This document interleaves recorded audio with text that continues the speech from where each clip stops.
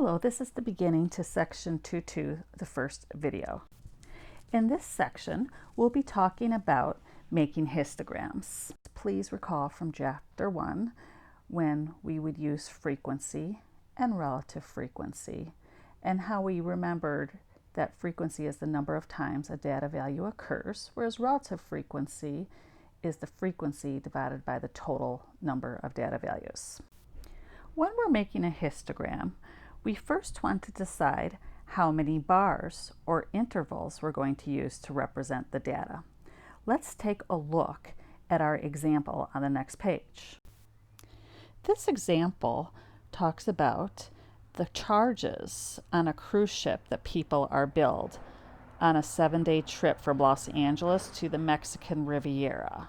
If you look at the data we have here and you count them up, we have 60 pieces of data, with 51.4 being our smallest value and 325.33 being our largest value.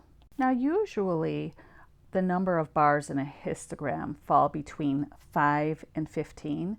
There's no set rule on which one you must use, but for my values from about 50 to 350, I think I am going to go ahead and choose to use 6 bars for our specific histogram that we're going to make.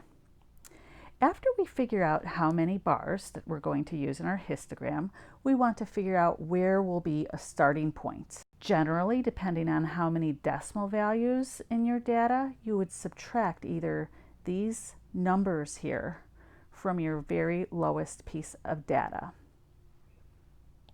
For instance, if we have data where 6.1 is our smallest value and the decimal places only go to the 10th place, a convenient starting point might be 6.1 and subtract 0.05.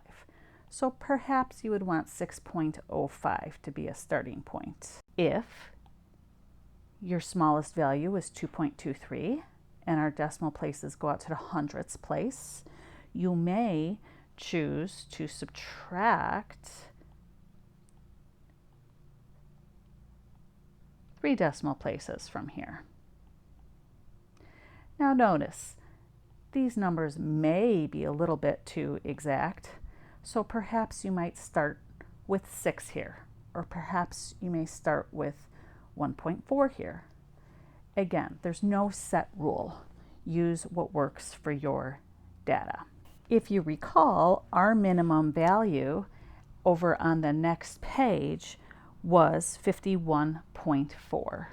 So I think I will go ahead and let our minimum value in example 4 be 51. Next, we have to decide what the width will be for each of our bar intervals here. But one helpful way is taking the ending point, subtracting the starting point, and divide by the number of bars used. So let's go ahead and apply this with our information from example 4. We'll take our ending point,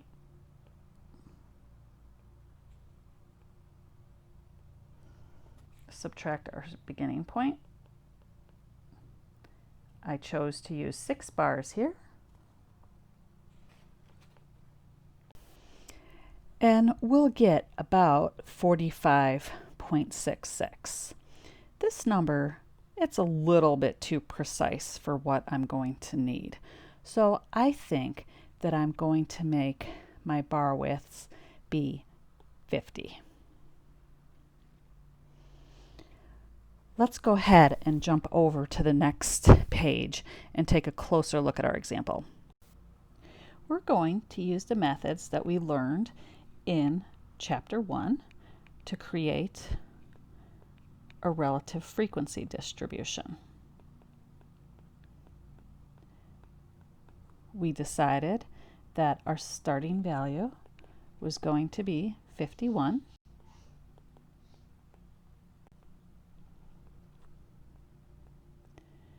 And we want each width to be 50. So notice we're going to keep adding 50.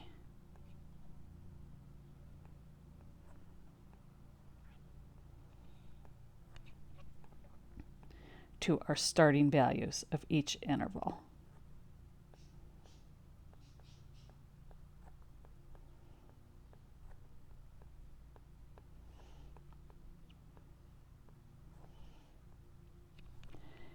And then we'll count our data and fill out our frequency distribution.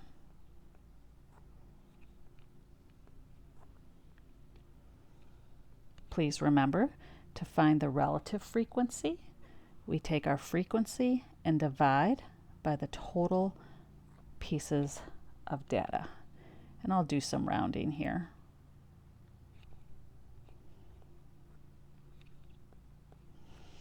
And so when we complete our distribution, we will have something like this,